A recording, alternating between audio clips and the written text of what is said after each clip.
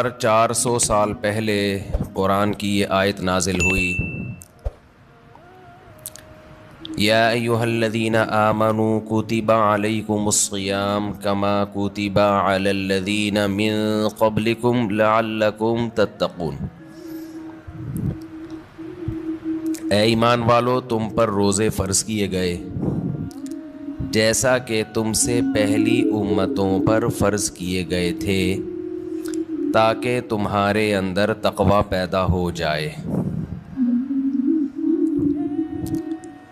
یہ آیت نازل ہوئی اور صحابہ کرام نے رمضان کے روزے رکھنا شروع کیے۔ اس کے بعد جہاں جہاں مسلمان دنیا میں جاتے گئے، نمازوں کے ساتھ ساتھ رمضان کے روزے بھی اپنے ساتھ لیتے گئے، اور آج پوری دنیا میں جب رمضان شروع ہوتا ہے تو کروڑوں لوگ روزہ رکھتے ہیں۔ اس روزے میں جسمانی حکمتیں بھی اللہ نے رکھیں اور روحانی حکمتیں بھی اللہ تعالیٰ نے رکھیں۔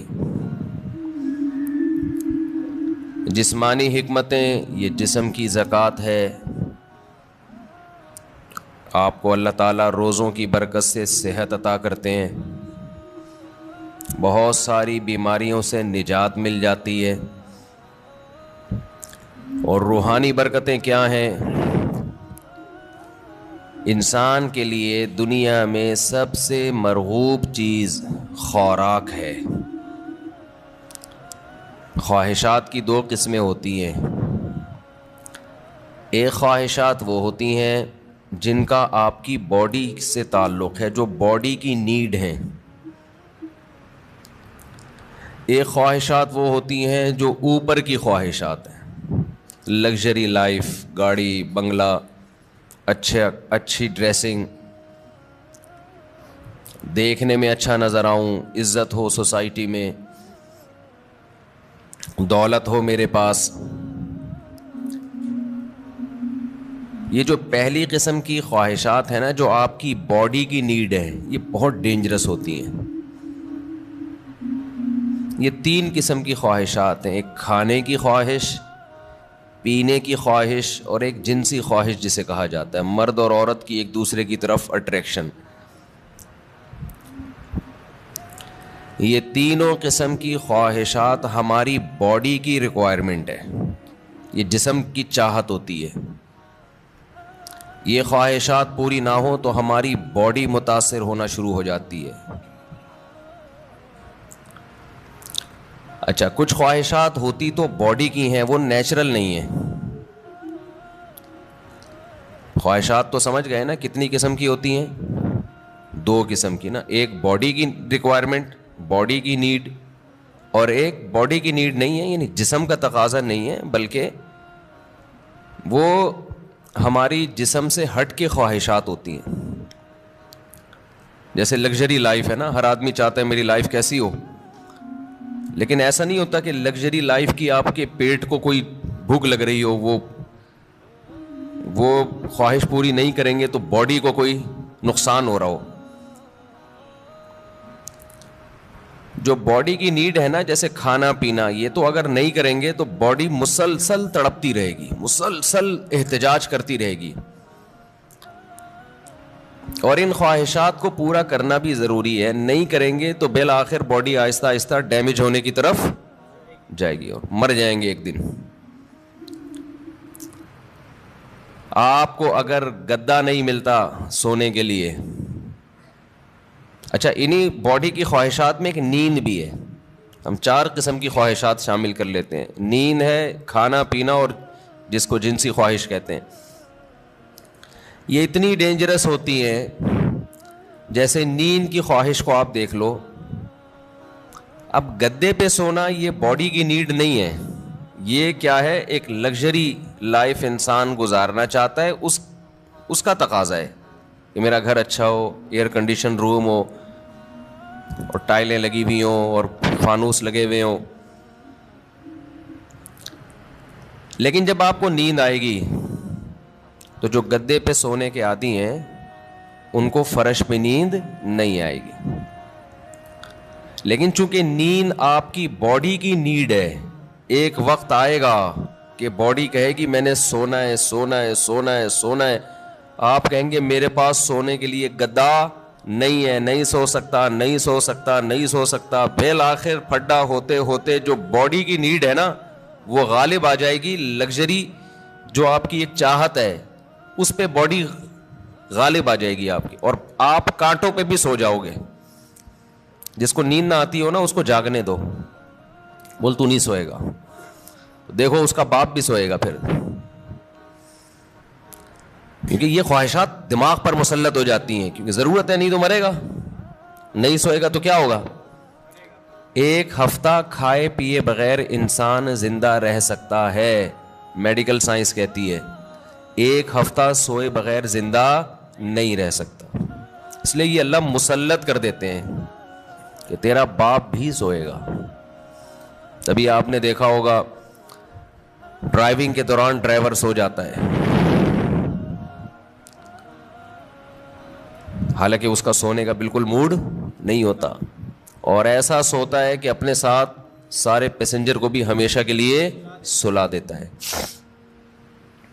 تو یہ چیزیں اللہ نے مسلط کی ہوئی، بھائی یہ تمہاری خواہش پہ نہیں ہے، ورنہ بڑے لوگ کہتے ہیں ہمارے پاس ٹائم نہیں ہے، اگلے مہینے ہم سوئیں گے، اس دفعہ ہمیں آفس کا بزنس کا کام ہے بہت۔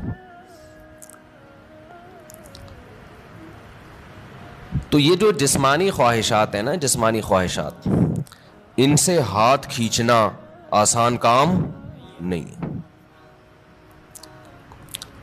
کیونکہ باڈی کو ضرورت ہے، تو باڈی ہماری مسلسل ڈسٹرب ہوتی رہتی ہے۔ اب آپ کو جب بھوک لگ رہی ہے تو باڈی کیا کہے گی، روٹی دو، کھانا دو، کہے گی نا، خوراک چاہیے۔ تو کیا یہ 2-3 دفعہ کہنے کے بعد چپ ہو جائے گی کہ بھائی یہ تو کھلا نہیں رہا تو چلو اب کوئی اور کام کرو؟ نہیں ہوگی، یہ کیا کہے گی، روٹی کھانا، روٹی کھانا، چاول سموسے، کسی کو بھی دیکھے گا نا کھاتا ہوا، مسلسل یہ ٹینشن ہے، اور کسی بھی کام میں اس کا دل نہیں لگے گا جب تک کہ چند نوالے نہ کھا لے۔ پیاس بھی ایسی چیز ہے، جب آپ کو پانی کی خواہش ہوتی ہے تو باڈی مسلسل پانی مانگتی رہتی، آپ کا دل ہی نہیں لگے گا کسی کام میں، دل جمعی سے کام نہیں کر پاؤ گے آپ، مسلسل پانی پانی، باڈی کو ضرورت ہے۔ اور یاد رکھو جب ضرورت ہو باڈی خود بتاتی ہے، اس کے لیے ڈاکٹروں سے مشورہ نہیں لیا کرو کہ میں کتنے گلاس پانی پیا کروں، یہ چیزیں اللہ نے انسان کی باڈی میں انسٹال کر دی ہیں، اس میں میڈیکل سائنس کو زیادہ فری مت کرایا کرو۔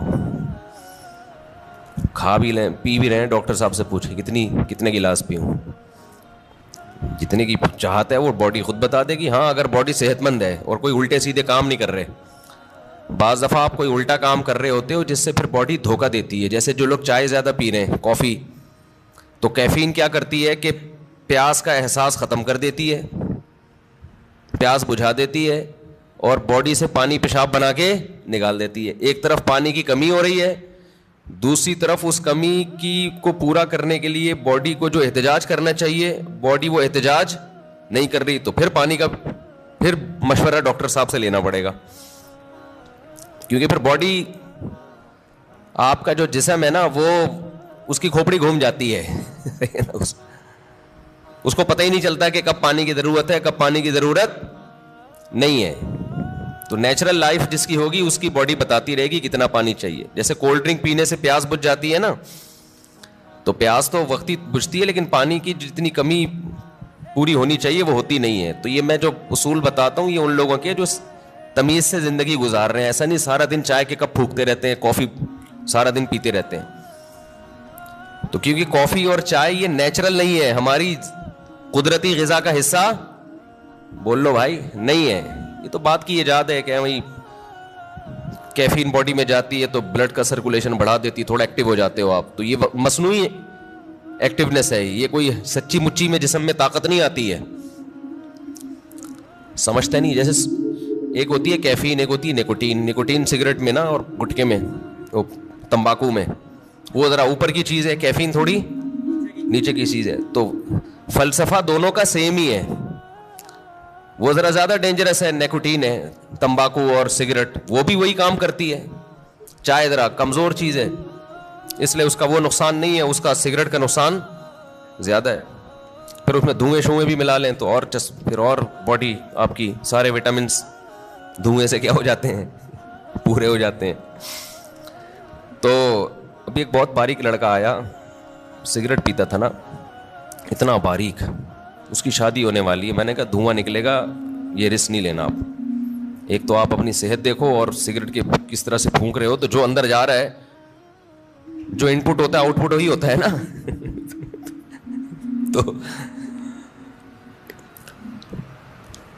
تو یہ جو ہے نا، یہ جو باڈی کی ریکوائرمنٹ نشہ ہے، نشہ یہ بن جاتا ہے، یہ اللہ نے بنایا نہیں ہے، یہ اس سے بھی زیادہ خطرناک ہے روٹی پانی سے. یعنی اس کو برداشت کرنا بہت ہی مشکل ہے. اللہ میاں نے تو آپ کو وہ چیزوں کی چاہتیں رکھی تھیں جس کی آپ کی باڈی کو ضرورت ہے. روٹی کی ضرورت رکھی، پانی کی چاہت رکھی اللہ تعالیٰ نے، اور جو اللہ نے خواہشات رکھی ہیں جو نیچرل ہیں. ہم نے کیا کیا، سگریٹ پی پی کے، دن میں 5-5 6-6 کپ کافیوں کے پی پی کے، اور پان گٹکے کھا کھا کے ہم نے اس سیٹنگ کو کیا کر دیا، خراب. اب آپ گٹکے اور پان والوں کو دیکھ لو، سگریٹ والوں کو دیکھ لو، افطاری میں لوگ کھجوروں کی طرف لپکتے ہیں، وہ کہاں لپکتے ہیں، سگریٹ کی طرف. وہ تو کھجور ایک سنت پوری کرنے کے لیے کھا لیتے ہیں، اس کے بعد پھر سٹے لگا رہے ہوتے ہیں. کتنی بڑی نحوست ہے یار، ہے یا نہیں ہے؟ کیسا اپنے ہاتھوں سے اپنے آپ کو برباد کر رہے ہو. اللہ کا کتنا بڑا فضل ہے، ہمارے ماں باپ نے ہمیں سگریٹ پان گٹکے سے ہمیشہ بچایا. ہمارے ماں باپ کا بہت بڑا احسان ہے. اللہ ان کی قبروں کو نور سے بھر دے، ان کی پر اللہ بہت رحمت نازل کرے. بڑا کردار ہوتا ہے والدین کا اس میں.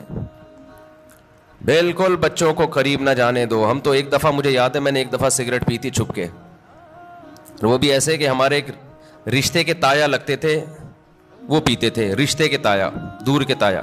انہوں نے پھینکی تو ہمیں شوق تھا تھوڑی تحقیقات کا کہ یار یہ کیا ہے، اس میں اتنا شوق سے یہ صبح شام سٹے لگاتے ہیں. تو انہوں نے پھینکی تو میں نے اٹھا لی، تو اٹھا کے میں نے کہا ذرا چک کے دیکھو نا. تو ایک کش لگایا ہے، وہ اتنی کھانسی ہوئی ہے کہ اللہ کا بڑا فضل. اور شکر ہے دیکھا نہیں کسی نے، ورنہ طبیعت سے کٹتے. طبیعت سے کیا ہوتا، کوئی گھر میں دیکھ لیتا تو کٹ جاتے طبیعت سے. تو جو بات ہے میں اس کی طرف آتا ہوں. تو جو سگریٹ ہے اور یہ سب چیزیں تو انسان خود عادی بنا لیتا ہے نا. تو یہ میرا آج کا ٹاپک نہیں ہے، یہ تو اپنے ہاتھوں اپنے آپ کو آپ جہنم کی آگ میں ڈال رہے ہو، ایک عذاب میں ڈال دیا آپ نے اپنے آپ کو. اچھا ایک بات خوب سمجھ لو، بات چل نکلی ہے، یہ جو سگریٹ والے، گٹکے والے، اور بہت زیادہ جو کافی پیتے ہیں، چائے پیتے ہیں، بہت زیادہ کیفین کی لت پڑ گئی ہے ان کو، یہ لوگ اکثر ایک بات یہ کہتے ہیں کہ اس سے ذہن فریش ہو جاتا ہے. یہ خوب سمجھ لو، کوئی بھی نشے کی چیز، نشے سے میری مراد یہ نہیں ہے جو شراب کا نشہ ہوتا ہے، نشے سے مراد جس کی بھی لت پڑ جائے. تو جو کیفین ہے، کافی، یہ جو نیکوٹین ہے، ان میں یہ ذہن میں رکھو کہ جتنی کوانٹٹی آپ لے رہے ہو نا فریش ہونے کے لیے، تھوڑے دن میں اس کے عادی ہو جاتے ہو، سمجھتے ہو؟ پھر آپ کو اس کی مقدار بڑھانی پڑتی ہے، جبکہ روٹی اور پانی میں ایسا نہیں ہے. جتنی روٹی سے پیٹ بھر رہا ہے نا، اگر خام خام میں زبردستی زیادہ ٹھوس ٹھوس کی عادت نہیں بناؤ گے تو مزید کی عادت نہیں پڑتی، بلکہ کم کی عادت پہ لاؤ گے تو کم، زیادہ پہ لاؤ گے تو زیادہ. جبکہ یہ جتنی چیزیں جو نیچرل نہیں ہے، جو ہماری باڈی کی نیڈ نہیں ہے، ان کو جب آپ لوگے تو جتنے کپ میں آج فریش ہو رہے ہو نا، کل اس سے تعداد بڑھانی پڑے گی. شرابی کو دیکھ لو نا، شروع میں ایک گھونٹ میں بہک جاتا ہے اور بڑا مزہ آتا ہے اس کو، اس کے بعد پورے کریٹ کے کریٹ پی جاتا ہے، لیکن اس کو وہ نشہ نہیں آتا جو پہلے دن ایک گھونٹ میں آیا تھا اس کو. تو یہ خود ایک عذاب ہے کہ آپ سمجھ رہے ہو فریش ہو رہا ہوں، بھائی آپ فریش نہیں ہو رہے، اس سے آپ کا دماغ تازہ نہیں ہو رہا، دماغ کو اس کی عادت پڑ رہی ہے، اب اس کو مزید چاہیے. تو بالآخر ایک نہ ایک وقت جا کے بریک لگانی پڑتی ہے آپ کو. تو پہلے ہی نہیں لگا لو، اچھا ہے، کیا خیال ہے؟ شروع میں ہی چھوڑ دو ان چیزوں کو یار. تو یہ جو ہماری باڈی کی نیڈ ہے نا، کھانا پینا اور یہ جو خواہشات ہیں، جو یہ ان کا برداشت کرنا یہ بہت مشکل ہے. اور رمضان میں اللہ انہی 3 چیزوں پہ پابندی لگا دیتے ہیں. ویسے تو 4 چیزیں ہیں نا جو بہت زیادہ انسان کو, جس کی خواہش سونا اور جنسی خواہشات اور کھانا اور پینا. تو ان میں سے 3 اللہ تعالیٰ روزے کی حالت میں کیا کر دیتے ہیں, پابندی لگا دیتے. کھانا پینا اور جنسی خواہش آپ پوری نہیں کر سکتے.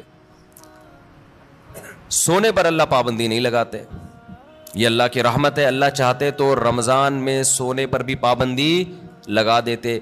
لیکن ما جعل علیکم فی الدین من حرج, قرآن کہتا ہے ہم نے دین میں تنگی نہیں رکھی. ایسا دین بنایا جو ہر دور میں ہر انسان کے لیے سوٹیبل ہو, اس کے لیے اس پر عمل کرنا ممکن. نیند کا سیٹ اپ, اس میں زیادہ پریشانی ہو جاتی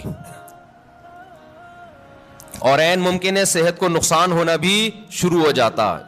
تو رمضان کا مقصد لوگوں کی صحتوں کو نقصان پہنچانا نہیں ہے, لوگوں میں خواہشات پہ کنٹرول کرنے کا جذبہ پیدا کرنا ہے. اور ویسے بھی حکمت کی بات کیا ہے کہ اللہ اگر نیند پہ پابندی لگا دیتے نا, نیند پہ, تو کیا ہوتا, لوگ مغرب کے بعد سوتے وہ فجر میں اٹھتے. کیا خیال ہے, تو نیند ڈبل کر رہے ہوتے, اس کا کوئی فائدہ نہیں تھا. یعنی نیند ایسی چیز ہے نا جب آپ پہ مسلط ہوتی ہے تو آپ کے لیے اس کو روکنا ممکن نہیں رہتا. اب دن کے ٹائم میں نیند آتی, آپ لازماً آنکھ لگ رہی ہوتی ہے, آپ کی کہیں بھی بیٹھے ہوتے آنکھ لگ جاتی ہے آپ کی. یا پھر لوگ کیا کرتے, اتنی لمبی لمبی راتوں کو نیند لے لیتے, تو جو مقصد ہے وہ حاصل نہیں ہوتا. کھانے میں بھی ایسا ہی کرتے ہیں لوگ. بھائی انہوں نے کہا کہ بھائی صبح صادق سے لے کے مغرب تک کھانے پر پابندی ہے, تو مغرب سے کھانا شروع کرو, سحری تک نان اسٹاپ, اور کھاتے ہیں الحمدللہ. پاکستانی قوم غربت مہنگائی میں بھی دبا کے پھوڑنا پھاڑنا لگا ہوا ہے. لیکن آپ جتنی بھی اسپیڈ سے جتنا بھی کھا لیں, اس کے بعد بھی بہرحال چند گھنٹوں کے بعد آپ کا معدہ خالی ہوتا ہے. تو یہ صبح صادق سے لے کے غروب آفتاب تک اتنا ٹائم ہوتا ہے کہ نان اسٹاپ آپ ساری رات بھی پھوڑتے پھاڑتے رہیں, پھر بھی 5-6 گھنٹے بعد, سحری کے 6, 7, 8, 10 گھنٹے بعد معدہ کیا ہو جائے گا, خالی. اور وہ ٹینشن ہوگی.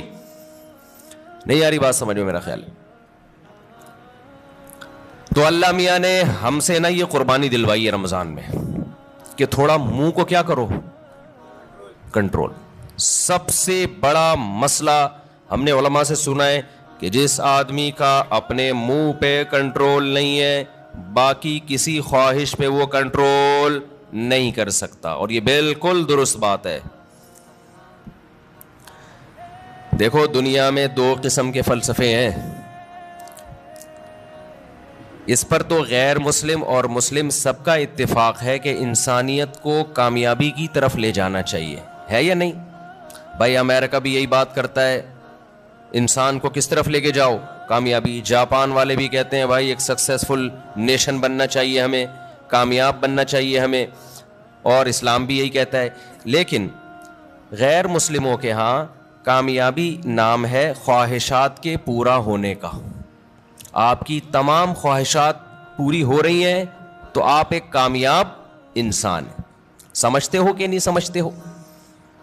اگر آپ کی ہر خواہش پوری ہو رہی ہے تو آپ کیا ہیں, کامیاب. لیکن اسلام کیا کرتا ہے, آپ کی جگہ جگہ خواہشات پہ پابندیاں لگا رہا ہوتا ہے. جگہ جگہ آپ کی خواہشات پہ کیا لگاتا ہے, پابندیاں. یہ نہیں کرنا, یہ نہیں کرنا, یہ لیگل ہے, یہ انلیگل ہے. بہت ساری اور بڑی خطرناک قسم کی پابندیاں بھی لگا دیتا ہے اسلام, جس کا غیر مسلم تصور ہی نہیں کر سکتے کہ ان سے بچیں ہم. آپ اپنی مرضی سے سو سکتے ہو اسلام میں, عشاء سے پہلے سو سکتے ہو, بولو نا, یوں کر دیا کرو تھوڑا پتہ تو چلے. نہیں سو سکتے. فجر سے پہلے اٹھنا ضروری ہے یا نہیں ہے؟ اب ایک آدمی کہہ رہا ہے یار میں سو رہا ہوں لمبا, بس 11 بجے اٹھوں گا. نہیں بھائی, آپ کو اسلام پابندی لگائے گا کہ آپ کو اپنی مرضی سے سونے کی اجازت نہیں, اٹھنا پڑے گا. سردی ہے, وضو کا دل نہیں کر رہا, یخ ٹھنڈا پانی ہے, اسلام کیا کہے گا, غیر مسلم کیا کہے گا, بھائی نہیں اٹھو, یا اٹھ گئے ہو تو ہاتھ منہ مت دھو. لیکن اسلام آپ پہ پابندی لگائے گا, آپ کو ہاتھ منہ دھونے پڑیں گے چاہے ٹھنڈ لگے یا نہ لگے. بلکہ سردیوں میں وضو کرنے میں حدیث میں آتا ہے بہت زیادہ ثواب ہے. ایسے گناہ جھڑتے ہیں جیسے درختوں کے پتے جھڑتے ہیں سردیوں میں. پھر اسلام آپ پہ پابندی لگاتا ہے, حلال حرام کی پابندیاں. نظر بھی اٹھا کے دیکھنے نہیں دیتا کسی انٹی کو. کتنی سخت پابندی ہے یہ نہیں ہے. گورا سوچ سکتا ہے اس پابندی کو, تو نائٹ کلب میں جاتے ہیں, شراب پیتے ہیں, اور اسلام کہہ رہا ہے کہ نائٹ کلب جا کے زنا کرنا تو بہت ہی بڑا جرم ہے. لا تقربوا الزنا, قریب بھی نہیں پھٹکنا. کوئی انٹی جا رہی ہے اس نیت سے دیکھ لوں کہ یار کیسی ہیں, یہ بھی آپ کے لیے کیا ہے, ناٹ الاؤڈ. اچھا, جو غیر مسلم لوگ ہیں ان کیا ہے کہ انسان کی ہر خواہش پوری ہو. وہ سمجھتے ہیں کہ یہ کامیابی ہے. حقیقت پتہ ہے کیا ہے؟ جس کی ہر خواہش پوری ہوتی ہے وہ ڈپریشن کا مریض بنتا ہے. یہ بات خوب اچھی طرح کھوپڑی میں بٹھا لو. جس کی ہر خواہش پوری ہوگی وہ کیا ہوگا, وہ اسٹریس اور ڈپریشن میں جائے گا. وجہ اس کی ہے کہ آپ کی ہر خواہش پوری ہو سکتی نہیں ہے. اگر ہو رہی ہے نا تو اس کا نتیجہ نکلے گا کہ آپ میں خواہشات پہ کنٹرول کرنے کی طاقت ختم. ایک اسٹیپ ایسا آتا ہے جہاں کوئی نہ کوئی خواہش آپ کو قربان کرنی پڑتی ہے. دنیا میں کوئی شخص, فرعون بھی ایسا نہیں گزرا کہ اس کی ہر خواہش دنیا میں پوری ہوئی ہو. ساری پوری ہو رہی تھی, موسیٰ علیہ السلام آ گئے, ایک دم دماغ کھٹکا نا اس کا, یہ کیا ہو گیا بھائی, یہ تو ہوتا ہے.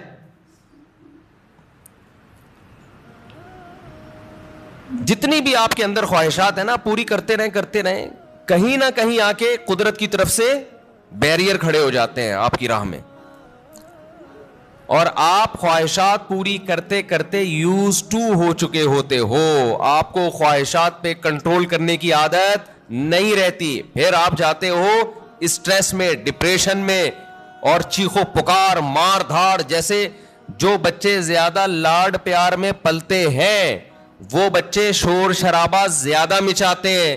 جن بچوں پہ ماں باپ کا کنٹرول ہوتا ہے کہ کچھ خواہشات پوری کر دی, کچھ پوری نہیں کی, وہ بچے بھی کنٹرولڈ ہوتے ہیں. یقین نہ آئے تو جا کے مشاہدہ کر لو. میں نے بہت سے بچے ضدی دیکھے ہیں, چیزیں اٹھا اٹھا کے پھینک رہے, کوئی بات نہیں مانتے. وجہ اس کی ہے کہ ماں باپ ان کی ہر بات مانتے ہیں. نہیں آ رہی سمجھ میں, پتہ نہیں آپ لوگ لاڈلے بچے ہیں اپنے ماں باپ کے یا لاڈلے نہیں ہیں, تو یہ تو اللہ ہی جانتا ہے. لیکن ہم نے ایسے بچے مارکیٹ میں دیکھے, ہر خواہش پوری ہو رہی ہے, بچہ چڑچڑا ہو گیا. اچھا, جس بچے کے ساتھ اس کا کوئی بہن بھائی نہ ہو وہ بھی چڑچڑے ہو جاتے ہیں. اس کی وجہ یہ کہ بہت زیادہ لاڈ پیار اس اکلوتے کو مل جاتا ہے. کیا ہوتا ہے, اکلوتے. دوسرا مارکیٹ میں قریب العمر ہوتے نہیں ہیں, 2-4, تو ماں باپ کی ساری لاڈ کا اور پیار کا مرکز یہ اکلوتا. اس کی ہر خواہش پوری. آپ میں سے کوئی اکلوتا ہو تو پیش کی معذرت. نتیجہ کیا نکلتا ہے, اس کی طبیعت میں چڑچڑاپن پیدا ہونا شروع, مار دھاڑ. وہ سوسائٹی میں بسا اوقات ایک کامیاب انسان بن کے سروائیو نہیں کر پاتا. اچھا, ہمارے ایک ریلیٹیو کے یہاں نا ایک بچہ ہوا, پھر ان کے یہاں فوراً دوسرا ہو گیا اگلے سال. رپورٹ دیکھیں, رپورٹ. ہوا یہ ہے کہ جب فوراً دوسرا آ گیا 1-2 سال کے بعد مارکیٹ میں, تو جو پہلا والا تھا نا, اب اس کو تھوڑی سی جیلسی بچوں میں ہوتی ہے کہ دوسرے کو پیار کرو تو اس کو غصہ آ رہا ہے کہ اس کو کیوں پیار کر رہے ہو. بچے کرتے ہیں ایسے, آپ نے دیکھا ہوگا. تو لوگ کہہ رہے ہیں کہ یار یہ جو ان کے ریلیٹیو ہے نا, کہنے لگے کہ یہ غلط ہوا, پہلے والے کے ساتھ ظلم ہوا ہے. ابھی اس کی عمر تھی, اس کو محبتیں ملتی, توجہ کا مرکز بنتا. مارکیٹ میں دوسرا آ گیا, جو محبت پوری اس کو ملنی چاہیے تھی وہ ڈیوائیڈ ہو کے آدھی کہاں جا رہی ہے, تو یہ پہلے والے کے ساتھ ظلم ہے. سمجھتے ہو بات کو؟ تو بھائی یہ پہلے والے کے ساتھ ظلم نہیں ہے, اس کی ٹریننگ کا حصہ ہے کہ تو دنیا میں اکیلا باپ نہیں ہے, تمہارے بہن بھائی بھی ہوں گے. ابھی سے اس کے اندر برداشت پیدا ہو رہی ہے. حقیقت ہے, اس کے دل میں ایک جذبات ہوتے ہیں حسد کے. بچوں میں ہوتا ہے, بہت زیادہ جیلسی ہوتی ہے بچوں میں. ایک کو کچھ دو نا تو دوسرے کو ضرورت نہیں بھی ہو, صرف اس کو تپانے کے لیے مانگتا ہے کہ مجھے کیوں نہیں دیا. تو یہ جو برداشت اس میں پیدا ہوگی نا, جب ماں باپ دوسرے کو پیار کر رہے ہیں اور اس کو غصہ آ رہا ہے, یہی غصہ قدرت چاہتی ہے کہ آئے تاکہ اس میں کنٹرول پیدا ہو. یہ نہیں ہوتا نا تو یہ بڑے ہو کر عذاب بنتا ہے. پھر بڑے ہو کر پھر کیا ہوتا ہے کہ یہ کیوں آ گیا دنیا میں, میرے باپ کی وراثت جو مجھے ملنی تھی اس کو کیوں مل رہی ہے, یہ اس میں شریک کیوں ہو رہا ہے. پھر یہ یہاں تک جاتا ہے معاملہ, شروع میں یہ مسئلہ کیا کر دو, ختم کر دو کہ بیٹا اس گھر میں اور بھی ہیں, اور ممکن ہے مفتی صاحب کے ابھی میں بیانات سننا شروع کیے تو اسپیڈ اور بھی بڑھ سکتی ہے ہماری, این ممکن ہے اگلے سال نیا ماڈل بھی آ سکتا ہے. تو اب یہ جلتے ہی رہو بیٹھ کے, یا اسی کو قبول کرو. اور پھر ایک اہم بات یہ کہ بچہ ماں باپ کی توجہ کے لیے بہن بھائی کو وقتی طور پہ برداشت نہیں کرتا, لیکن اللہ نے ایک ایسا بچے میں ایک سافٹ ویئر ڈالا ہوا ہے کہ وہ اپنے بہن بھائیوں سے محبت بھی ٹوٹ کے کرتا ہے. یہ تو آپ اس کو دے رہے ہو نا, ماں باپ اس نئے ماڈل کو جب پیار کرتے ہیں, محبت دیتے ہیں, تو پرانے ماڈل کو تکلیف ہوتی ہے, یہ ہے اس کی جیلیسی. لیکن آپ ذرا کوئی تھرڈ پرسن اس نئے ماڈل کو ہاتھ اٹھا کے دیکھے, پرانا ماڈل آڑ بن کے کھڑا ہو جائے گا کہ میرا بھائی ہے, میری بہن ہے, تو کون ہوتا ہے ہاتھ اٹھانے والا. تو یہ جو محبت اور قربانی کا جذبہ ہے, یہ بھی نئے اور پرانے میں جب کم وقفہ ہوگا اور نیا ماڈل جلدی آئے گا, تو پرانے ماڈل میں اپنے بہن یا بھائی کے لیے لڑنے کا جذبہ یہ بھی جبھی پیدا ہوگا. نہیں آ رہی بات؟ اور یہ تھوڑا سا نئے اور پرانے کو بڑا ہونے دو, پھر ان کے آپس میں کھیل کود دیکھو, محبتیں دیکھو کیسی ہوں گی. تو یہ جو فضول قسم کے لبرل لوگوں کی فضول باتیں ہیں نا کہ ابھی تو پرانے والے کو ٹائم زیادہ چاہیے تھا, ایکچولی نیا والا آ گیا مارکیٹ میں, تو ایکچولی یہ ٹوپی ڈرامے, یہ کسی اور کو گنتیاں سکھانا جا کے ساری نیچرل لائف کا بیڑا غرق کر دیا. بچے کو اپنے جیسا بچہ چاہیے بھائی کھیلنے کودنے کے لیے, اس کو ماں باپ سے زیادہ ضرورت بہن بھائیوں کی ہے. ماں باپ تو صرف کیئر کرتے ہیں کہ کیا کر رہا ہے, خراب تو نہیں ہو رہا, سٹے تو نہیں لگا رہا ہے, ایسا تو نہیں تایا نے سگریٹ پھینکی اٹھا کے پی رہا ہے. ماں باپ کا کام صرف یہ نگرانی کرنا ہے. باقی تو اس کو جو اس کی جو انٹرٹینمنٹ والی لائف ہے, جو اس کو انٹرٹین کرے گی, وہ تو بہن بھائی کریں گے. خوش رہے گا, کھیلے گا, کودے گا, انہی کے سے سیکھے گا, مارے گا, روئے گا, پٹے گا بھی, پیٹے گا بھی, یہی تو لائف ہے اس کی. ہر خواہش پوری ہونے سے انسان بنتا نہیں ہے بلکہ بگڑتا ہے. بچوں کی سیلف ریسپیکٹ, ہم بھی اس کے قائل نہیں ہے کہ بچوں کو مارا پیٹا جائے, ماں باپ بگاڑ دیتے ہیں مار پیٹ کے, لیکن یہ جو سیلف ریسپیکٹ اور یہ ابھی اس کو بڑا ہونے دو میرے بھائی, ابھی چھوٹا ہے, ابھی اس کو تربیت کی ضرورت زیادہ ہے. اس کو بدتمیزی مت کرنے دو بڑوں کے ساتھ. اس کو بتاؤ تم چھوٹے ہو ابھی بیٹا, تم ہمارے باپ ہم ہی ہیں, محبت ملے گی آپ کو, لیکن ہمارے باپ بننے کی کوشش مت کرنا. جو گھر میں پکے گا تیرا باپ بھی وہی کھائے گا. وہ میرا بیان مشہور ہوا تھا نا, پاٹھا کھا لو پاٹھا. بچوں سے مائیں پوچھتی ہے نا, بیٹا پاٹھا کھا لو, نہیں پاٹھا نہیں کھاؤں گا, اچھا چلو ڈبل روٹی کھا لو, نہیں ڈبل روٹی نہیں کھاؤں گا, اچھا چلو اس پہ یہ جیم لگا دوں, نہیں جیم کیوں لگایا. یہ وہ پورا بڑا زبردست میم چلی تھی وہ. تو وہ اس کی اماں آخر میں اس کو جب سمجھایا جائے ایک تھپڑ لگا, یہ کھا لے گا, جو تو کھلائے گی وہی کھائے گا. تو کہتی نہیں, بچوں کو موٹیویٹ کرو. اس میں نے کہا تھا موٹی تو اپنا تو ویٹ کر, پہلے تجھے خود اپنے منہ پہ کنٹرول نہیں ہے تو بچے کو کہاں سے تو کنٹرول سکھائے. ہماری والدہ تو ہمیں بتاتی تھی یہ کھا لو, اور چمٹا گرم گرم ہوتا تھا. بعض دفعہ مجھے بچپن سے شوق تھا مرغوب غذائیں کھانے کا. آلو کی بھجیا پکی ہوئی ہوتی تھی بعض دفعہ گھر میں, اور مولی کی پتہ نہیں پتے بعض دفعہ ہماری اماں کو بڑا شوق تھا. ہمیں نوالا حلق سے ہی نہیں اترتا تھا, ہمیں نہیں یاد پڑتا. ہماری اماں نے کہا چل تمہارے لیے میں یہ کر لیتی ہوں, یہ کھانا پڑے گا آپ کو. گھر میں کیا ہے, یہی پک. تو اب ہم نہیں غصہ کر سکتے تھے. ہماری اماں چمٹا دکھاتی تھی, چمٹا یہ لگے گا, لگاتی نہیں تھی لیکن ڈراتی تھی. اور جب ہم دیکھتے تھے کہ ہمارے والد صاحب بھی وہی کھا رہے ہیں, ہم سوچتے تھے ہمارا باپ بھی یہ کھا رہا ہے تو تیرے باپ کو بھی یہ کھانا پڑے گا.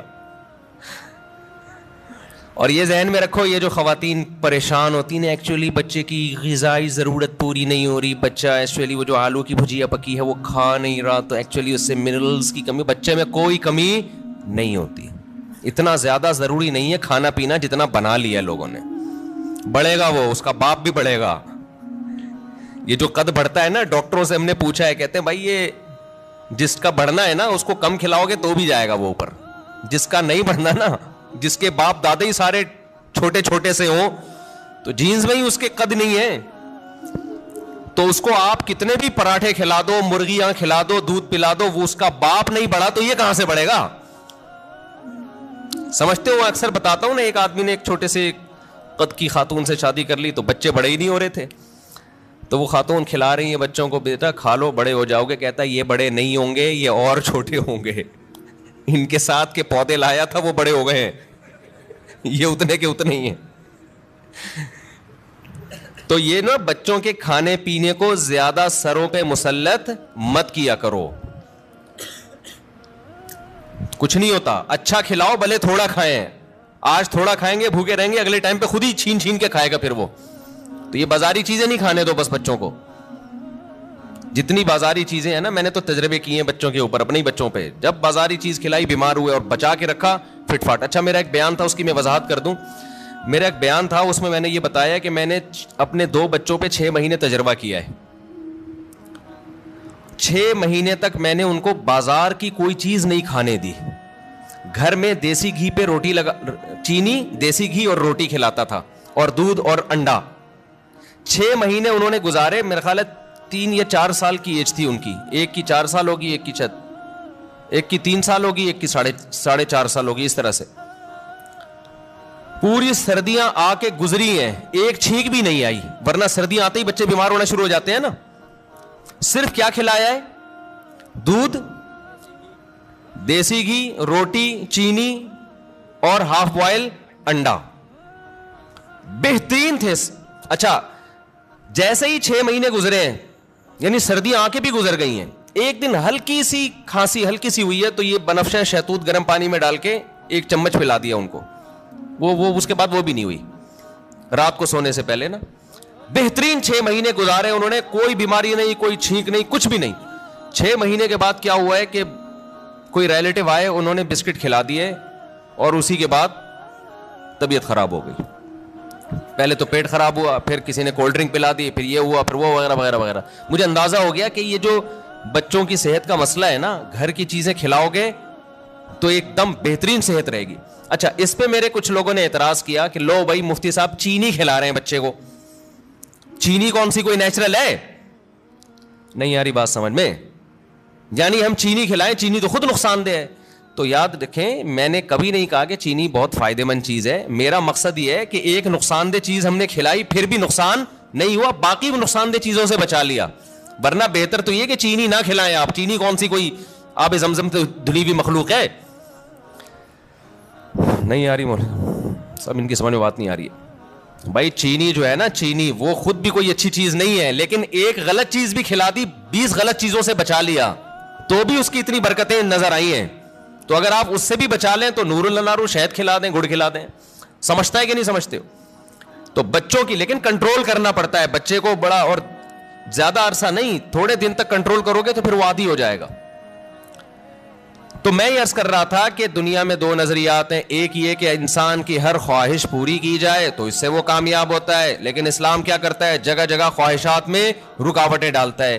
تو خوب سمجھ لیں, جس کی ہر خواہش پوری ہوتی ہے وہ کامیاب نہیں ہوتا, بلکہ وہ اسٹریس اور ڈپریشن کی طرف جاتا ہے. بالکل اس کی مثال ایسے ہے جیسے آپ جسم پہ جب ویٹ اٹھاتے ہو, جسم میں اپنی خواہش کے خلاف حرکت کرتے ہو, تو جسم بیمار ہونے کے بجائے صحت مند ہوتا ہے. اور آپ جسم کی اپنی خواہشات پر عمل کرنا شروع کر دو. جسم چاہتا ہے بیٹھا رہوں نہ اٹھوں, آپ بیٹھے رہو نہ اٹھو. جسم چاہتا ہے دوڑوں نہیں, صرف چلوں, آپ نہ دوڑو چلو. پھر جسم چاہتا ہے چلو بھی نہیں, بیٹھے ہی رہو, سوتے ہی رہو. تو اس سے جسم کو کیا طاقت اور انرجی جمع ہو کے خوشحال زندگی ملے گی, یا جسم کا بیڑا غرق ہو جائے گا؟ تو ایسے ہی یاد رکھو, انسان کی روح اس وقت خوش ہوتی ہے جب روح پہ بوجھ ڈالا جائے, روح باڈی بلڈنگ کرے, روح جاگنگ کرے, روح ویٹ اٹھائے. اور یہ ٹینشنوں کے ویٹ ہے جو روح اٹھاتی ہے. اگر یہ روح کی آپ ہر خواہش پوری کرنا شروع کر دیں گے تو جیسے باڈی کی ہر خواہش پوری کرنے سے باڈی کا بیڑا غرق, تو اسی طرح روح کی ہر خواہش پوری کرنے سے روح کا بیڑا غرق ہو جاتا ہے. سمجھ میں نہیں آ رہی میرا خیال ہے بات؟ تو اپنی خواہشات کے خلاف چلنا سیکھیں. ہاں ہر خواہش کی مخالفت نہیں. جیسے آپ نے باڈی, جب جو لوگ جم جاتے ہیں ویٹ اٹھانے کا دل کرتا ہے کیا؟ نہیں کرتا نا, بس جسم پہ بوجھ ڈال کے اٹھا رہتے, تبھی وہاں کی آوازیں بھی آ رہی ہوتی ہیں. اگر مزہ آ رہا ہوتا تو ویٹ اٹھاتے واہ واہ واہ, ہنسی آ رہی ہوتی. ایسا تھوڑی ہے. تو اسی طرح یاد رکھیں, ہاں ویٹ حد سے زیادہ اٹھائے گا تو باڈی خراب ہو جائے گی, اسی طرح روح پہ جب بوجھ حد سے زیادہ پڑ جاتا ہے تو پھر روح خراب ہونا شروع ہوتی ہے. لیکن یہ اللہ کی رحمت ہے کہ اس نے ہماری روح پہ حد سے زیادہ بوجھ ڈالا ہی نہیں ہے. اگر اللہ کہہ دیتا 24 گھنٹے کے روزے رکھو پورے رمضان اور سحری میں صرف 10 منٹ کھانے کی اجازت ہے, 23 گھنٹے 50 منٹ بھوکے رہنا ہے, 10 منٹ کیا کرنا ہے, کھانا کھانا ہے, تو شاید یہ ہماری طاقت سے زیادہ بوجھ ہم پہ ڈال دیا جاتا. مرتے پھر بھی نہیں, اتنی جلدی مرتا نہیں ہے آدمی بھوک سے, یاد رکھو. لیکن یہ ممکن ہے کہ ہم پہ ہوتا نہیں ہم سے. ما جعل علیکم فی الدین من حرج, اللہ کہتے ہیں اعتدال سے بوجھ ڈالا ہے. اللہ کہہ دیتا 50 نمازیں پڑھو تو پڑھنی پڑتی کہ نہیں پڑھنی پڑتی؟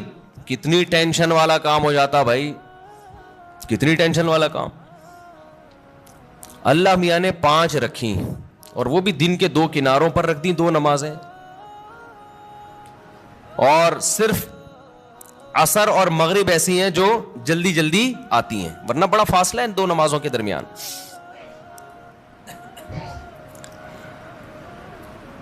اللہ میاں نے حکم دیا نظر کی حفاظت کرو, لیکن ساتھ میں نکاح کی ترغیب بھی دے دی, تو آسان کر دیا نا.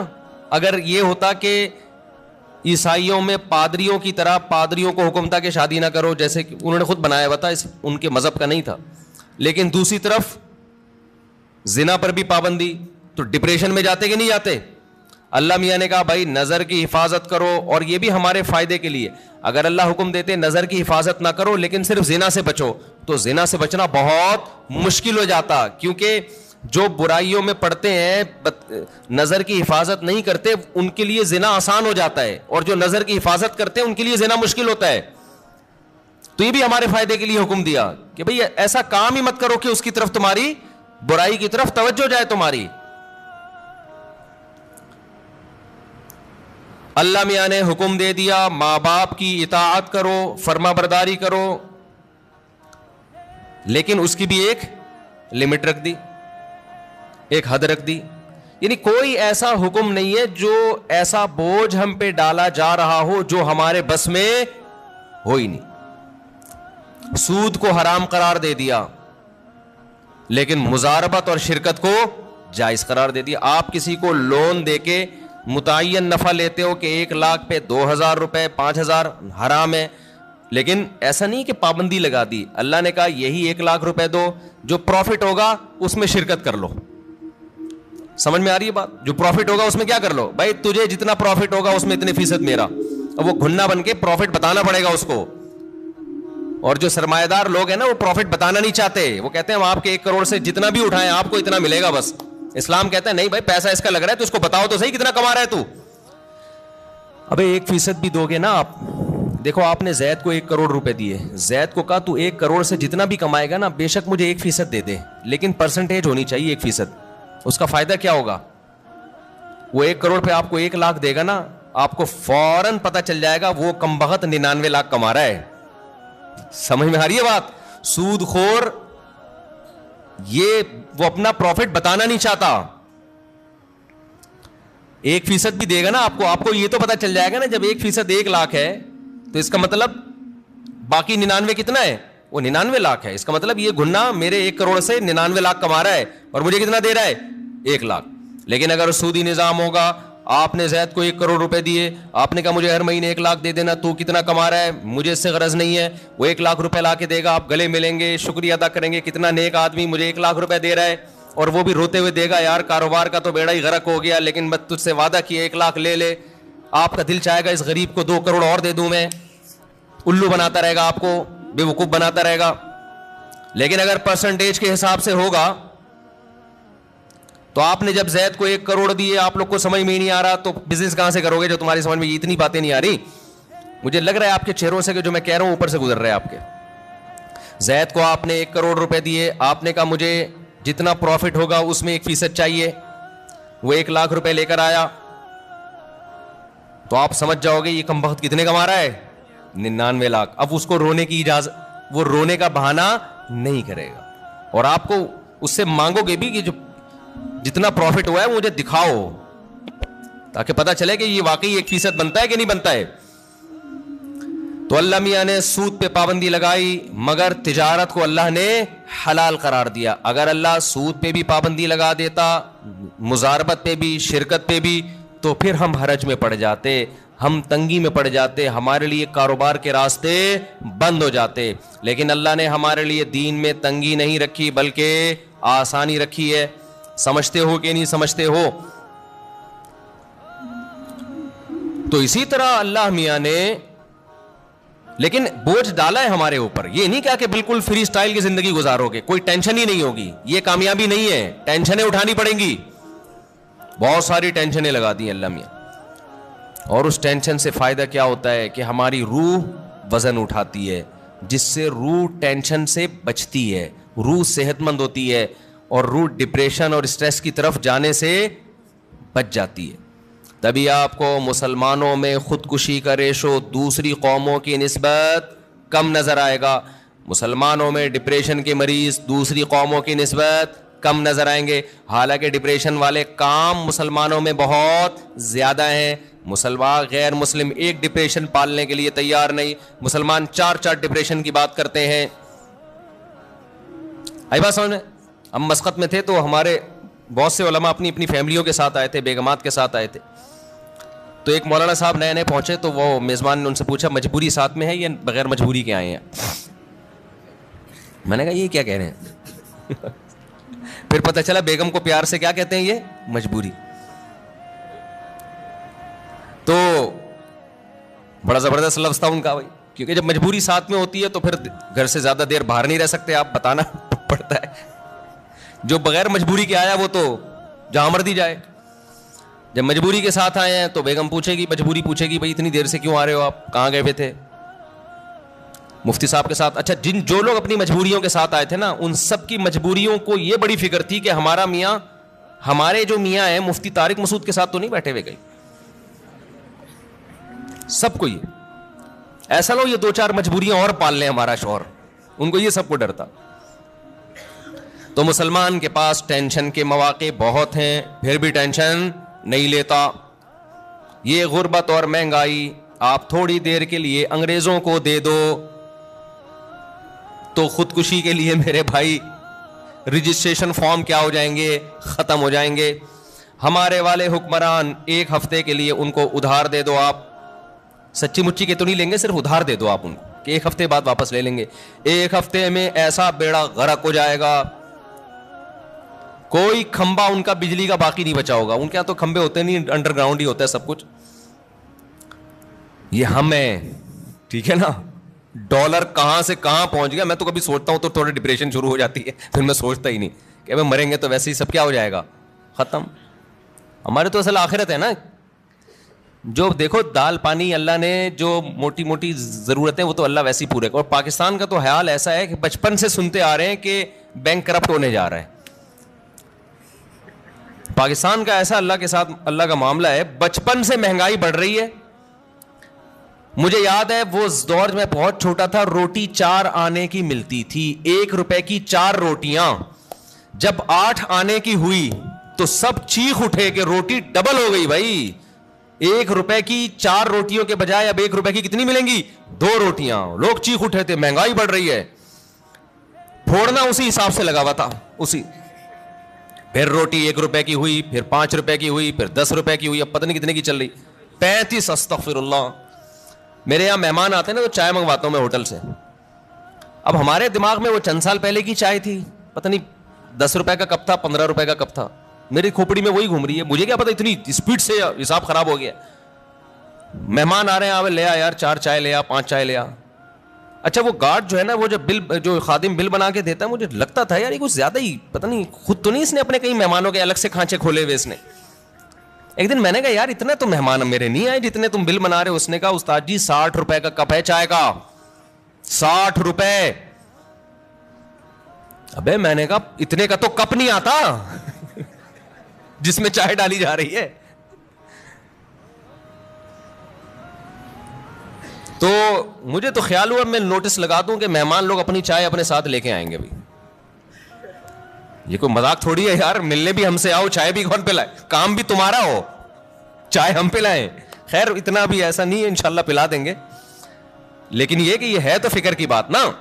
لیکن نہ چائے والوں کی چائے رک رہی ہے, نہ نلی نہاری کی سیل میں کمی آ رہی ہے, نہ برگر بکنے میں کمی, نہ KFC والوں کے ہاں رش میں کمی.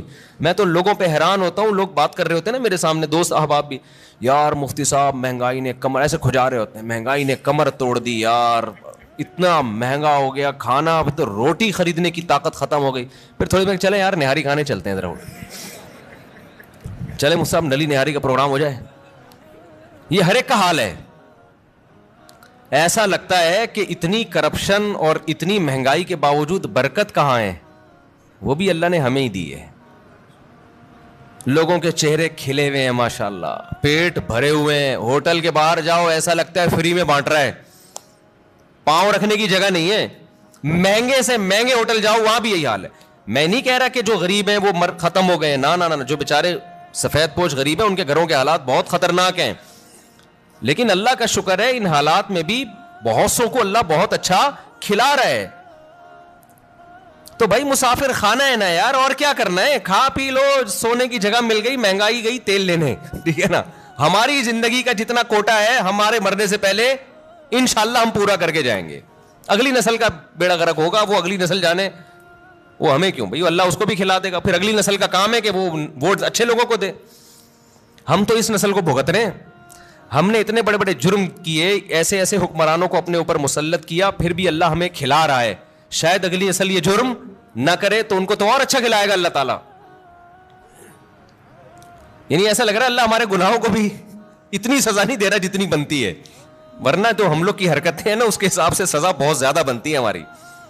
لیکن اسلام کی برکت ہے, اللہ کا نام لیتے ہیں اس کی برکت ہے کہ پھر بھی اتنی ٹینشنوں میں بھی ٹینشن میں نہیں جا رہے, اتنی مجبوریاں اس کے بعد بھی ٹینشن میں نہیں جا رہے.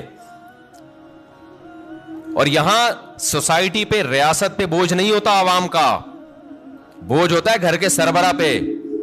یورپ امریکہ میں آپ کی بیگم کو کھلانا اسٹیٹ کی ذمہ داری ہے, آپ کی ذمہ داری نہیں ہے. آپ کے بچوں کو کھلانا اسٹیٹ کی ذمہ داری ہے, آپ کی ذمہ داری نہیں ہے. حتیٰ کہ آپ کے پاس پیسے نہیں ہیں تو بھی اسٹیٹ کی ذمہ داری ہے آپ کو کھلانا. یہاں ساری ذمہ داریاں اسلام نے مرد کے کندھوں پہ ڈالی ہیں. بیگم کو کھلانا, ماں باپ کو کھلانا, اولاد کو کھلانا. اس کے باوجود بھی یہ بیچارہ ڈپریشن میں نہیں جاتا, جانا چاہیے تھا, جا نہیں رہا. یہ تو یہ کس کی برکت ہے بھائی, یہ دین کی برکت ہے, اللہ پہ اعتماد توکل ہے. تو اپنے اوپر بوجھ ڈالو گے تو اللہ خوشیاں دے گا. وہ بوجھ کیا ہے, نماز کا بوجھ ڈالو, رشتہ داروں کے حقوق ادا کرنے کا بوجھ ڈالو, ذمہ داری اٹھاؤ گھر کی, بھائی میری ذمہ ان کو کھلانا. غریبوں کا بوجھ ڈالو اپنے اوپر. غربا اور مساکین کا پیٹ بھرنا کس کی ذمہ داری ہے, میری. ہر آدمی کیا سوچے کس کی ذمہ داری ہے, میری ذمہ داری ہے. روح پہ جتنا بوجھ ڈالیں گے, روزہ رکھنا یہ کس کی ذمہ داری ہے, یہ میری, مجھے رکھنا پڑے گا.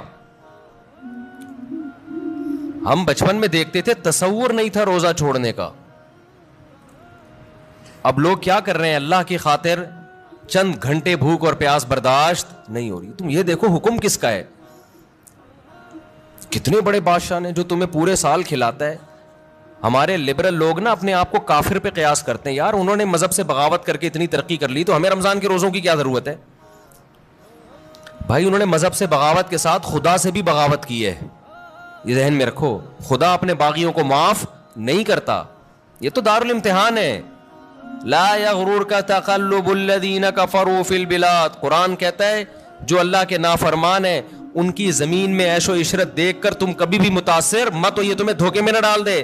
متاع قلیل, یہ دنیا کے چند دنوں کے چند ٹکے ہیں, یہ کچھ بھی نہیں ہے. ثم مأواہم جہنم, اس کے بعد ان کا ٹھکانہ کیا ہے, جہنم کی آگ ہے.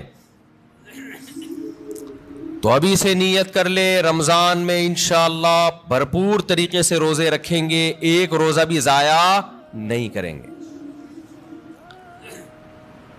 وقتی ٹینشن ہے روزہ رکھنے میں، لیکن نبی صلی اللہ علیہ وسلم نے فرمایا للصائم فرحتان، روزے دار کو اللہ دو خوشیاں دیتا ہے. ایک خوشی تو آخرت میں ملے گی جنت کی صورت میں، ایک خوشی افطار کے وقت. سارا دن آپ اپنے کھانے پینے پہ کنٹرول کرتے ہیں. دیکھو کھانے پینے پہ کنٹرول کرنے میں صرف یہ ٹینشن نہیں ہوتی بھوک اور پیاس کی، بڑی ٹینشن یہ ہوتی ہے کسی کام میں دل نہیں لگتا انسان کا. روزہ رکھے نا کوئی بھی کام تمیز سے ہوتا نہیں، عادت ہی نہیں ہے. جن لوگوں کو صبح ناشتے کی عادت ہے، ناشتہ کر کے آفس جاتے ہیں، بڑے فریش ہوتے ہیں، وہ ناشتہ کیے بغیر جا رہے ہوتے ہیں. جن لوگوں کو عادت ہے شام کو سٹا لگانے کی، چائے و پینے کی، وہ بغیر چائے کے. تو زبان خشک اور وہ آہستہ آہستہ، باڈی کی تو ضرورت نہیں ہوتی اتنا کھانے پینے کی، لیکن عادت. تو لائف کہتے ہیں نا بورنگ لائف ہو جاتی ہے، بور ہونا شروع ہو جاتے ہیں، کسی کام میں دل نہیں لگ رہا. لیکن جب اللہ تعالی ہمیں افطاری کے دسترخوان پہ بٹھاتے ہیں، چند نوالے پیٹ میں اترتے ہیں، کیسی طبیعت فریش ہو جاتی ہے. یہ عام دنوں میں طبیعت میں یہ لذت انسان محسوس نہیں کرتا. تو اللہ نے کیا فرمایا، نبی نے کیا فرمایا کہ ایک روزے دار کو جو خوشی ملے گی وہ آخرت میں ملے گی، اور ایک خوشی دسترخوان پہ جب وہ افطار کرتا ہے وہ بھی بڑی مزے کی خوشی ہوتی ہے. اور میں آپ سے ایک گزارش کرتا ہوں، اس کا مذہب سے براہ راست تعلق نہیں ہے، میڈیکل سائنس سے ہے، لیکن مذہب بھی صحت کو کی ترغیب دیتا ہے نا صحت بنانے کی. رمضان میں ایک کام آپ کر لیں، تھوڑا کھانے پینے پہ کیا کر لو میرے بھائی، کنٹرول کر لیں.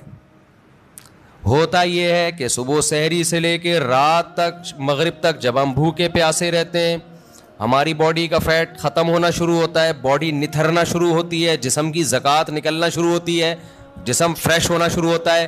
اس کے بعد جو حساب کتاب افطار کے وقت میں پھوڑنا پھاڑنا ہوتا ہے، اس سے باڈی کی ایسی کی تیسی ہو جاتی ہے. رمضان میں ہارٹ اٹیک کے واقعات میرا خیال ہے عام دنوں سے زیادہ ہی ہوتے ہیں. بھائی اللہ میاں نے کھانے کی چھٹی دی ہے، پھوڑنے کی چھٹی، کھانے اور پھوڑنے میں کیا ہے بولو، فرق ہے.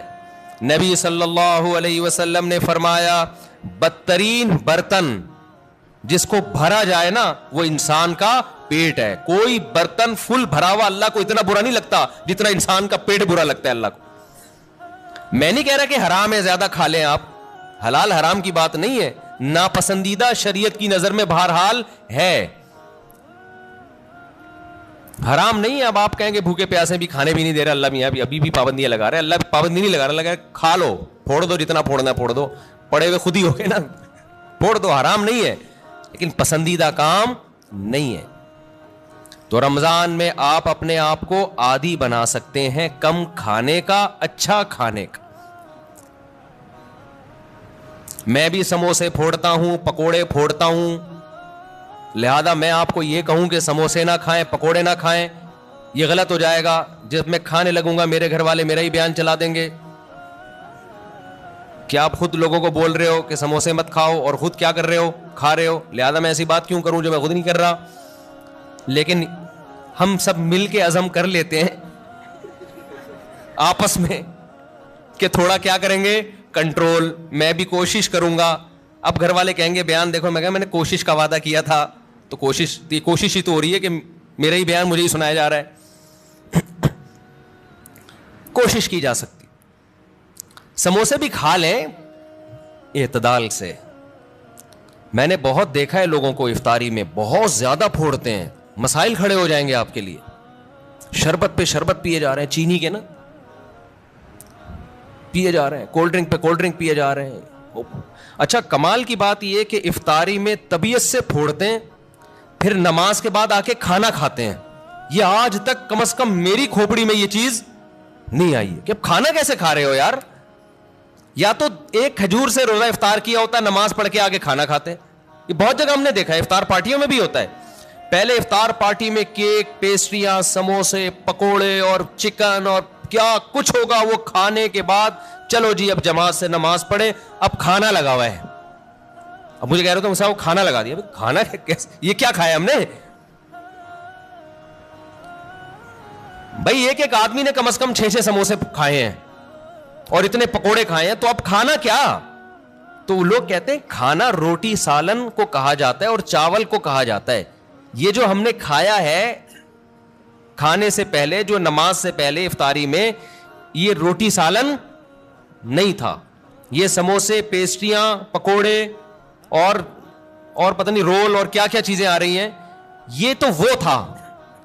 پیٹ جو ہے نا, پیٹ, اس کو نہیں پتا کھانے کی ڈیفینیشن ہندوستان اور پاکستان میں کیا چل رہی ہے اس وقت. پیٹ یہ دیکھتا ہے کہ اوپر سے کوئی چیز آ رہی ہے, اس کو ہضم کرنا شروع کر دو. پیٹ اسی کو کھانا کہتا ہے. نہیں آئی بات میرا خیال ہے. ایک دفعہ ہمارا پشاور جانا ہوا تو ہمارے کچھ میزبان تھے, وہ ماشاءاللہ پٹھان لوگ تو ویسے ہی بڑے سخی ہوتے ہیں. انہوں نے کیا کیا, میرے لیے نا دیسی مرغیوں کی وہ لا کے رکھ دی. دیسی مرغیاں نا روسٹ, بڑی زبردست تھی وہ, رانیں اس کی بھنی ہوئی. ہم نے پھوڑ دی. وہ ماشاءاللہ بڑے ہیوی کھانا تھا, تو میں نے اچھی طرح طبیعت سے کھا لیا, بڑا مزہ آیا. میں تو کہا ہو گیا کھانا بھائی, اتنی دیر میں اب کھانا آ رہا ہے. اب مجھ پہ نا, کیونکہ وہ پھر کھلاتے بھی زبردستی ہیں, مجھ پہ راشا تاری ہو گیا. میں نے کہا اللہ خیر کرے اب کیا ہوگا. انہوں نے کہا وہ سب کھانا. میں نے کہا بھائی ہمارے اندر تو طاقت نہیں ہے. انہوں نے کہا تمہارے باپ کو بھی کھانا پڑے گا. ان کا یہ الفاظ نہیں تھے, لیکن اسٹائل اسی قسم کا تھا. وہاں ایسا نہیں ہو سکتا کہ کھانا آئے اور آپ نہیں کھاؤ. پھر ہم نے کھایا, تھوڑا سا کھایا. تو افطاری میں کیا کر رہے ہوتے ہو بھائی؟ تو آپ بہترین, آپ تجربہ کر کے دیکھ لو میرے مشورے پر. افطاری میں شربت نہ پیو آپ. میں آپ کو بتا رہا ہوں, آپ کا دماغ ایسا فریش ہو جائے گا نا, آپ کہو گے واہ مزہ آ گیا بھائی. اکثر آپ نے دیکھا ہوگا افطاری کرتے ہی لوگ ٹن ہو جاتے ہیں, دیکھا ہوگا نا. مغرب کے بعد گھر جاتے ہیں, بستر سے اٹھا ہی نہیں جاتا. پھر تراویح میں ایسے جھوم رہے ہوتے ہیں جیسے جن پر لگتا ہے کسی نے کوئی قبر سے مردہ اکھاڑ کے لا کے یہاں کھڑا کر دیا ہے. یہ حالت ہوتی ہے. آپ کو جو نیند آتی ہے نا, میٹھا کھانے سے آتی ہے, خوب سمجھ لیں, کارب لینے سے آتی ہے.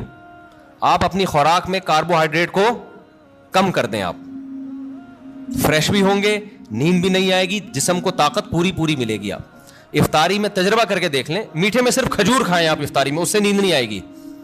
کھجور میں کوئی الگ ٹائپ کا میٹھا ہوتا ہے.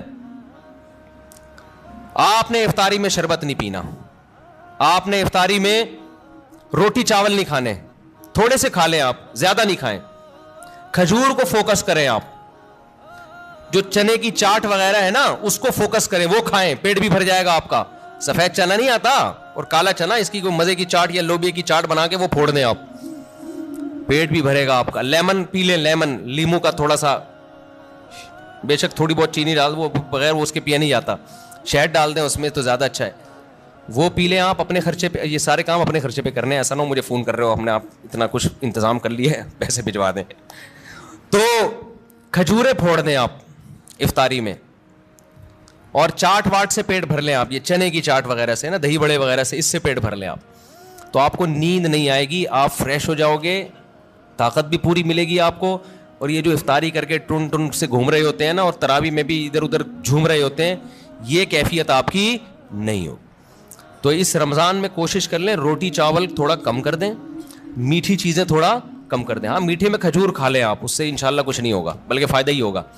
تو یہ تھوڑا سا اس دفعہ ہمارے مشورے پہ آپ کنٹرول کر کے دیکھیں, مزہ نہ آئے پیسے واپس. تو آپ کو لگے گا آپ کی نگاہیں روشن ہو گئی ہیں, دماغ فریش ہو گیا ہے, آپ کا حافظہ اور اچھا ہو گیا. میں نے تجربہ کیا, میں ہوائی باتیں نہیں کر رہا. روزہ رکھو اور روٹی چاول ذرا کم کھاؤ افطاری میں اور سحری میں بھی, آپ ایسا نتھرنا شروع ہو جاؤ گے, ایسی آنکھوں میں بینائی آپ کی تیز ہو جائے گی اور ایسی فریش ہو جاؤ گے کہ ہٹو بچوں ہو جائے گا بس. اور کیا کہوں میں, وہ ایک مولوی صاحب تقریر کر رہے تھے نا, نہیں وہ ان کی تقریر سنا رہا میں آپ, تو وقت بھی پورا ہو گیا ہے. تو یہ تھوڑا سا رمضان میں کیا کرنا ہے, تھوڑا سا میٹھے پہ تھوڑا سا کیا کر لو بھائی, کنٹرول کر لو. میٹھے پہ, روٹی چاول بھی میٹھی ہی چیزوں میں شمار ہوتا ہے اس کا, کیونکہ اس میں کارب بہت زیادہ ہے. تھوڑا سا کنٹرول کر لیں, دیکھو آپ کی صحت, کیونکہ رمضان کا تحفہ اللہ نے غیر مسلم کو نہیں دیا, کس کو دیا ہے, مسلمان کو. تو مسلمان اس کو صحت بنانے میں بہترین استعمال کر سکتا ہے, تو روحانی فائدے بھی ہوں گے اور جسمانی بھی. لیکن مسلمان صبح سے لے کے شام تک روزہ رکھ کے افطاری میں طبیعت سے پھوڑ پھاڑ کے جسمانی قوت کا بجائے اس کو بنانے کے اس کا بیڑا غرق کر دیتا ہے اور بیڑا ہی غرق ہو جاتا ہے. تو اللہ تعالی ہم سب کو ہدایت دے اور تمیز سے کھانے پینے کی توفیق عطا فرمائے. ابو نے 1 کروڑ روپے دیے ہیں, پتہ نہیں اس بندے کو دیے ہیں کہ نہیں دیے. مثلاً علامت یہ بتائی کہ دیکھو اس کے سر پہ گھنے بال نہیں ہوں گے, کہیں کہیں سے گنجا ہوگا. اب یہ بڑی مشکل علامت ہے, ٹوپی اتروا کے دیکھ رہا ہے کہ اب پتہ نہیں یہ گھنے کہلاتے ہیں یا یہ ہلکے کہلاتے ہیں, کنفیوز ہو جائے گا نا. یہ علامت یہ بیان کی جائے گی بالکل کیا ہوگا. اگر ایسی ٹرینڈ ہے کہ ایک بال بھی نہیں ہے تو پھر علامت ہوگی کہ بیٹا بالکل چمکتا ہوا چاند اور فلاں کلر کے کپڑے. پہلے یہ بتائے گا کہ پینٹ شرٹ میں ہے یا شلوار قمیض میں, یہ فوراً پتہ چلتا ہے.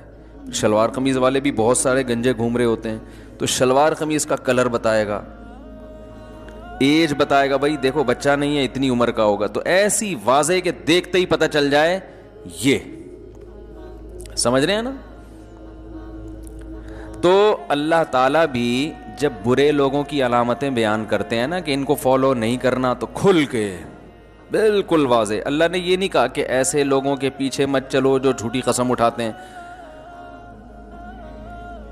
تو وہ پہچاننا مشکل ہے کہ کبھی کبھار کون جھوٹی قسم اٹھاتا ہے کون نہیں اٹھاتا. تو جو ایک تو جھوٹ اصل میں کیریکٹر جو ہے نا انسان کا, جو کیریکٹر ہے اس کا یاد رکھو 2 چیزوں سے پتہ چلتا ہے, جھوٹ سے اور مالی معاملات میں لین دین سے. اس سے کیریکٹر کا پتہ چلتا ہے. بہت اہم پوائنٹ کی بات بتا رہا ہوں, اللہ کرے کسی طرح اتر جائے میرے بھی اور آپ کے بھی دماغ میں. جو میں کہتا ہوں مجھے تو خود بھی ضرورت ہے نا اس کی. دیندار لوگوں میں اس چیز کو زیادہ فوکس نہیں کیا جا رہا, ان 2 چیزوں کو. ان کی میں دلیل بھی قرآن سے دوں گا, قرآن و حدیث سے, کہ اللہ کی نظر میں کیریکٹر جو ہے نا اس کا پتہ پہلے 2 چیزوں سے چلتا ہے, باقی چیزیں بعد میں. پھر آپ اس قابل ہوتے ہیں کہ لوگ آپ کو فالو کریں. اپنی عبادت دکھا کے لوگوں کو آپ فالو نہیں کروا سکتے, نا نا, وہ بات کی چیز ہے. عبادت تو غیر مسلم بھی بہت زیادہ کرتے ہیں.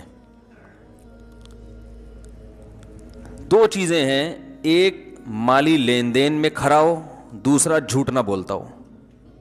سمجھ رہے؟ مالی لین دین میں کھڑا, دوسرا جھوٹ نہ بولتا ہو. یہ 2 چیزیں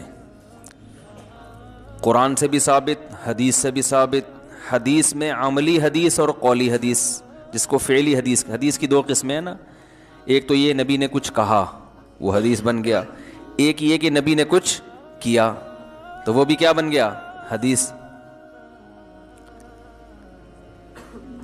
رسول اللہ صلی اللہ علیہ وسلم نے جب یہ دعویٰ کیا کہ میں اللہ کا سچا نبی ہوں, تو قوم کے سامنے اپنے آپ کو پیش کیا. مشہور واقعہ ہے نا, پہلی دفعہ جمع کیا لوگوں کو اور فرمایا کہ لوگوں میں اگر تم سے کہوں کہ اس پہاڑ کے پیچھے ایک لشکر آ رہا ہے حملہ کرنے کے لیے تو مان لو گے؟ ضرور. کیوں مان لو گے بھائی؟ تو کیا یہ دلیل دی کہ اس لیے مانو گے کہ میں غار حرا میں نے کئی سال عبادت کی ہے, تم نے مجھے دیکھا ہے؟ یہ دلیل دی؟ غار حرا میں کئی سال میں نے عبادت کی ہے اور میں ایک شریف آدمی ہوں, ہے بھائی؟ غار حرا میں عبادت کرتا رہا ہوں. نا نا نا نا, عبادت کا حوالہ نہ نماز کا, حالانکہ آپ نماز تو پہلے بھی پڑھتے تھے, جو بھی اللہ نے طریقہ سکھایا ہوگا آپ کو. بہت کثرت سے غار حرا میں جا کے عبادت کیا کرتے تھے. دنیا پرستی آپ میں پہلے بھی نہیں تھی, تبھی تو 25 سال کی عمر میں 40 سال کی بیوہ سے شادی کیا آپ نے. اگر دنیا پرستی ہوتی تو پہلی شادی 15 سال کی عمر میں کرتے, کنواری سے کرتے, اور اس وقت دھڑا دھڑ شادیاں کرتے. عرب میں تو 12-15 شادیاں بھی جائز تھیں, تو کئی بیویاں بھی رکھتے, کم عمر لڑکی سے بھی کرتے اور جلدی بھی کر لیتے. لیکن اس وقت آپ نے کیا کیا؟ ایک تو 15 میں نہیں کی 25 میں کی, لیٹ نکاح کیا ہے. کیا بھی کس سے؟ اپنے سے 15 سال بڑی عمر کی خاتون سے, اور وہ بھی کنواری نہیں بلکہ 2 دفعہ بیوہ ہو چکی ہیں. تو اس سے بھی بڑی کوئی دلیل ہوگی کہ آپ میں خواہش نفسانیہ, شہوت پرستی بالکل بھی نہیں تھی. اس سے بڑی کوئی دلیل ہو سکتی ہے؟ ہاں, بعد میں آپ نے جلدی نکاح کی ترغیب بھی دی, حکم دیا کہ جلدی نکاح کرو. امت کو کیا ترغیب دی؟ جلدی نکاح کرو. اور نکاح بھی زیادہ کیے. سمجھ رہے ہیں؟ وجہ اس کی یہ ہے, اس میں لوگ بہت زیادہ کنفیوز ہوتے ہیں کہ یار اگر جلدی نکاح سنت ہے تو نبی نے کیوں نہیں کیا, 25 سال میں کیوں کیا؟ اور اگر کم عمری سے نکاح کرنا, مفتی طارق مسعود صاحب سے کہتے ہیں کہ بھائی جو مل جائے کر لو, کم عمر مل رہی ہے کم عمر سے کر لو, بیوہ مل رہی ہے بیوہ سے کر لو, طلاق یافتہ مل رہی ہے طلاق یافتہ سے کر لو. کم عمر لڑکی سے نکاح کرو گے تو بھی کوئی گناہ نہیں, اس پہ شہوت پرستی کا کوئی تانا دے یا یاش ہے تو وہ اس تانا دینے والا جل جل کے مر جائے گا بیچارہ. قیامت میں آپ کو تانا انشاءاللہ نہیں ملے گا, کیونکہ اللہ نے حلال کر دیا. بھائی نکاح کر رہا ہے نا, اپنے خرچے پہ کر رہا ہے. آج میں ایک قاری صاحب کا سن رہا تھا, بہت بڑے قاری تھے مصر کے. ایک فاحشہ عورت نے ان کو نکاح کا پیغام بھیجا, بہت بڑے قاری تھے. انہوں نے اس پیغام کو مسترد کر دیا. وہ بہت پیچھے پڑی رہی, انہوں نے نہیں, وہ فاحشہ تو نہیں, کیونکہ گلوکارہ, فاحشہ تو نہیں کہہ سکتے, فاحشہ ہونا ضروری نہیں ہے, گلوکارہ ہو سکتا ہے فاحشہ نہ ہو. گلوکارہ نے پیغام بھیجا, سنگر تھی. انہوں نے پیشکش کو مسترد کر دیا. اس نے درجنوں الزام ان کے اوپر ڈال دیے. سمجھ رہے ہیں نا, یہ عورتوں کی حربہ ہوتا ہے. کسی بھی وقت کسی مرد کو 2 منٹ میں اس کی عزت کو خاک میں ملا سکتی ہیں. ان عورتوں کو اللہ نے یہ صلاحیت دی ہے. آپ کے پاس جب تک ثبوت نہ ہو, باتیں کر کے, بڑے بڑے علماء کو ہم نے دیکھا ہے ذلیل ہوتے ہوئے, یعنی رسوا کرتے ہوتے ہوئے. قرآن میں جب اللہ نے رسول اللہ صلی اللہ علیہ وسلم کو حکم دیا کہ خواتین سے بیعت کریں, تو اس بیعت میں یہ الفاظ بڑھائے گئے, لا یاتین ببہتان, کسی مرد پہ جھوٹا الزام نہیں لگاؤ گی. اب عجیب بات ہے, مردوں سے جب آپ بیعت ہوتے تھے تو یہ بیعت میں یہ الفاظ نہیں کہلوائے جاتے تھے کہ کسی عورت پہ جھوٹا الزام نہیں لگاؤ گے. مرد نہیں لگاتے عام طور پہ. مردوں سے جب آپ نے بیعت ہوئے ہیں تو یہ کہ نماز کی پابندی اور ہر اچھی بری چیز میں اطاعت, بری سے مراد جو چیز نفس کو پسند نہ ہو. لیکن جب خواتین سے آپ بیعت ہوئے ہیں, بیعت کی ہے خواتین کو آپ صلی اللہ علیہ وسلم نے, تو اس میں یہ الفاظ خاص طور پر لا یاتین ببہتان یفترینہ بین ایدیہن وارجلہن, خود سے کوئی الزام گھڑ کے کسی مرد پہ نہیں لگائیں گی, یعنی فحش الزام. کیونکہ خواتین کے پاس بہترین حربہ یہ ہوتا ہے, کسی کو 2 منٹ میں ذلیل کرنا ہو نا تو وہ فوراً کیا الزام ڈال دو, کوئی فحش الزام لگا دو. اور ہمارے ہاں ہاتھوں ہاتھ ایسے الزام کو کیش کیا جاتا ہے, دبا کے لوگ لکھتے ہیں. تو کچھ چکر تو ہے. وہ میں نے قصہ سنایا تھا نا کہ ایک نابینا آدمی اونٹ پہ, وہ کہیں بیچارہ کھڑا ہوا تھا, تو ایک آدمی اپنی بیوی کے ساتھ سفر کر رہا تھا اونٹ پہ بیٹھا ہوا. اس نابینا نے لفٹ مانگی کہ یار مجھے بھی وہاں پہنچا دو. اس کو ترس آیا, یہ نابینا بیچارہ کیسے جائے گا. اس آدمی نے اپنے آگے اس نابینا کو بٹھا لیا, خود پیچھے اور بیگم پیچھے. اب یہ تینوں جا رہے ہیں. ایک شہر میں پہنچے سفر کرتے کرتے جہاں لوگ ان کو نہیں جانتے, تو نابینا نے شور مچانا شروع کر دیا, لوگوں اس آدمی نے میری بیوی پہ قبضہ کر کے اسے پیچھے بٹھا لیا ہے اور مجھے آگے بٹھا لیا, تو میں تو نابینا ہوں, لڑ نہیں سکتا, میرے نابینا ہونے کا یہ کمبخت ناجائز فائدہ اٹھا رہا ہے. اور وہ بھائی لوگ تو ایک دم حرکت میں آ گئے, ہوئے یہ کیا کر رہا ہے تو. اس نے کہا اللہ کی قسم میری بیوی ہے, اس سے پوچھ لو. اس زمانے میں کوئی نادرا کے کوئی سرٹیفکیٹ تو ہوتے نہیں تھے, تو اس نے بیوی سے پوچھا, تو بیوی نے کہا کہ میں واقعی اس کی بیوی ہوں. تو نابینا کہتا ہے کہ اصل میں چونکہ اندھا ہوں نا, تو ان دونوں نے یہی پلان بنایا کہ اس اندھے سے جان چھڑاؤ, میں بینا ہوں, تم میری بیوی بن جاؤ اور اس اندھے سے جان چھوڑو. دونوں نے آپس میں مکمکا کیا ہے, دونوں ملے ہوئے ہیں. صحیح ہے نا. اب پبلک میں ایک جھگڑا کھڑا ہو گیا, کوئی کہہ رہا ہے یہ صحیح کہہ رہا ہے, کوئی کہہ رہا ہے یہ جھوٹ کہہ رہا ہے, کوئی کہہ رہا ہے یہ. تو نابینا جو ہے نا کہہ رہا ہے بیوی